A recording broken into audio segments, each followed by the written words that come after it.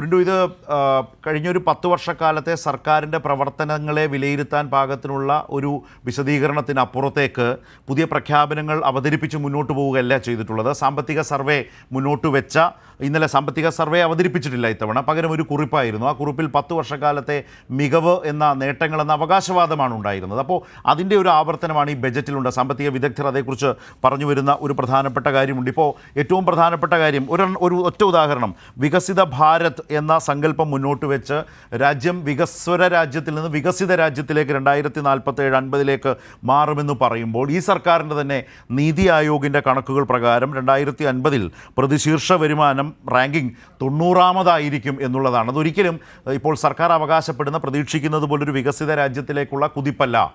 മാത്രമല്ല, കഴിഞ്ഞ 10 വർഷക്കാലത്തെ ഇന്ത്യൻ ഗ്രാമീണ ജീവിതം പരിശോധിച്ചാൽ തൊഴിലില്ലായ്മയുടെ നിരക്ക് പരിശോധിച്ചാൽ തൊഴിൽ നിയമന നിരോധനം പലതരത്തിലും ഇന്ത്യൻ റെയിൽവേയിലടക്കം നിലനിൽക്കുന്ന സാഹചര്യമുണ്ട്. ഗ്രാമീണ മേഖലയുടെ ജീവിത സാഹചര്യമുണ്ട്. ഇതാകെയും പരിശോധിച്ചാൽ നിരാശാജനകമായ 10 വർഷക്കാലത്തിൻ്റെ നിറം പിടിപ്പിച്ച അവകാശവാദങ്ങൾ മാത്രമാണ് ഈ ബജറ്റിലുള്ളത്. അതുകൊണ്ട് തന്നെ പുതിയ പ്രഖ്യാപനങ്ങളോ കാര്യങ്ങളോ ഒന്നുമില്ലാത്ത നിരാശപ്പെടുത്തുന്ന ഒരു ഇടക്കാല ബജറ്റ് എന്ന പ്രശ്നം ഇതിലുണ്ടോ? ഇടക്കാല ബജറ്റാണ് എന്നതും മറക്കുന്നില്ല. പ്രിൻഡോ? അങ്ങനെ പറയാൻ സാധിക്കില്ല സാർ. കാരണം നമ്മളിത് രാവിലെ ഇതിനെക്കുറിച്ച് കൃത്യമായിട്ട് ചില ഡിസ്കഷനും ഡിബേറ്റും നടന്നു. കാരണം മറ്റൊന്നുമല്ല, ഇതൊരു ഇടക്കാല ബഡ്ജറ്റാണ്. അപ്പൊ സ്വാഭാവികമായിട്ട് ഇലക്ഷൻ പരിപാടിക്ക് നിൽക്കുന്ന സമയത്ത് ചട്ടവിരുദ്ധമായിട്ട് വലിയ വലിയ പ്രഖ്യാപനങ്ങൾക്കൊന്നും ഉണ്ടാവുന്നില്ല. നിലവിലുള്ള പദ്ധതികളുടെ 2019 പീയൂഷ് ഗോയലിന് തടസ്സം ഉണ്ടായിരുന്നില്ലല്ലോ. അല്ല സാർ, ഇതിനകത്ത് ഈ ഇടക്കാല ബജറ്റിൽ വലിയ പ്രഖ്യാപനങ്ങളാണ് അദ്ദേഹം നടത്തിയത്. അല്ല, ഇതിനകത്ത് നമ്മൾ ഇത് നടത്തിയ പദ്ധതികളുടെ വികസനത്തെ ഉറപ്പുവരുത്തുക, അതിന് ഉറപ്പുവരുത്തുന്ന പദ്ധതികൾ ആവിഷ്കരിക്കുന്നതാണ് ഈ ബഡ്ജറ്റിനകത്ത് സ്വാഭാവികമായിട്ട് കാണാൻ നമുക്ക് സാധിക്കുന്നത്. അതെ പ്രിൻഡു, പക്ഷേ ഈ അവകാശവാദങ്ങളുടെ മികവിന്റെ ഒരു പ്രസംഗം വിശദീകരണം ധനകാര്യമന്ത്രി നടത്തുമ്പോൾ പക്ഷേ കണക്കുകൾ ആ പ്രസംഗത്തിൽ വരില്ല. ആ കണക്ക് പക്ഷേ കഴിഞ്ഞ തവണത്തിന്റെ തുടർച്ചയിൽ ഇപ്പോഴും നോക്കിയാൽ വലിയ വെട്ടിക്കുറവ് സംഭവിക്കുന്നു. തൊഴിലുറപ്പിന്റെ കാര്യത്തിൽ നമ്മൾക്കറിയാം, അതുപോലെ തന്നെ ഭക്ഷ്യ സബ്സിഡിയുടെ കാര്യത്തിൽ, അതുപോലെ വളം സബ്സിഡിയുടെ കാര്യത്തിൽ ഒക്കെയുള്ള വെട്ടിക്കുറവോ ഒട്ടും ചെറുതല്ലാത്ത വിധം സംഭവിച്ചുകൊണ്ടിരിക്കുന്നുണ്ട്. അല്ല സാർ, ഇപ്പോഴും സംസ്ഥാനങ്ങൾക്ക് 50 വർഷത്തേക്ക് കടം നൽകുന്ന രീതി തുടരുമെന്ന് ബഡ്ജറ്റിനകത്ത് കൃത്യമായി പറയുന്നുണ്ടല്ലോ.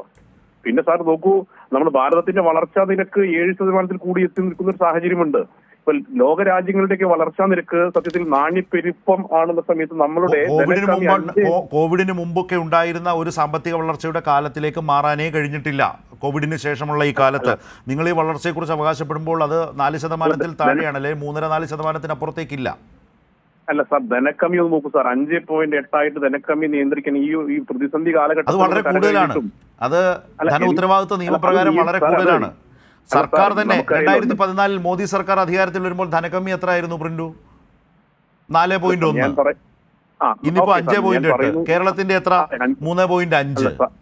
അല്ല സാർ, നമുക്കറിയാലോ ഈ വലിയൊരു കോവിഡ് പ്രതിസന്ധിയിൽ നിന്നാണ് രാജ്യം വിമുക്തമായിക്കൊണ്ട് നമുക്ക് 140 കോടി ജനങ്ങളെയും സ്ഥാപനങ്ങളെ ആയിക്കോട്ടെ വ്യക്തികളായിക്കോട്ടെ രാജ്യത്തെ തന്നെ കൃത്യമായി ബാധിച്ചതാണ്.